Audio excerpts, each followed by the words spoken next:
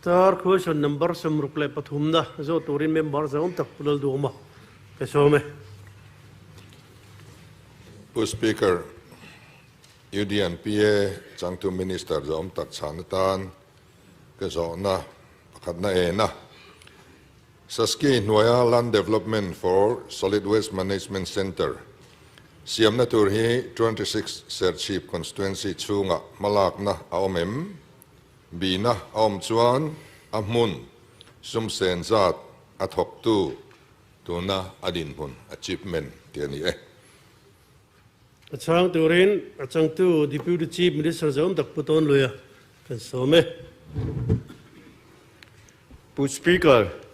members zaum tak pu Lalduhoma Serchip wel tu zawhna channa amun chu Serchip bul thia tang dai pudarji ka kong kan ti ya khian siam ani ten asum sen zat chu nuai somruk ten athok tu chu si wanal siam Serchip ten tu na adin pun chu land development zo ani to ti ani Zo belna zo turin Lalduhoma pesome. Speaker ka zobel na chu eng fan ka sungai lova. Eng tika tangin nge contractor hian na tho tran. Tin eng tika zo tur nge zo tur hun bit tu ka hian zo thei ani ngei donem ti le tuna din mun akhan thei chu nei se financial achievement le physical achievement percentage coming fil themo Le chang turin deputy chief minister zaum tak puton loya kan some. Speaker, members zaum tak zo bel na kha eng tikatan nge ti kha Speaker kan soi thui deuh mai anga a fia jok na atan ni china ka soi to ang khanin district panga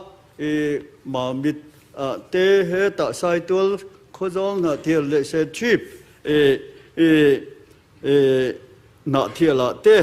khata khan cheng noi somruk theu hian land development kan ti chu solid waste management center kan tin na atana abultan na tur ani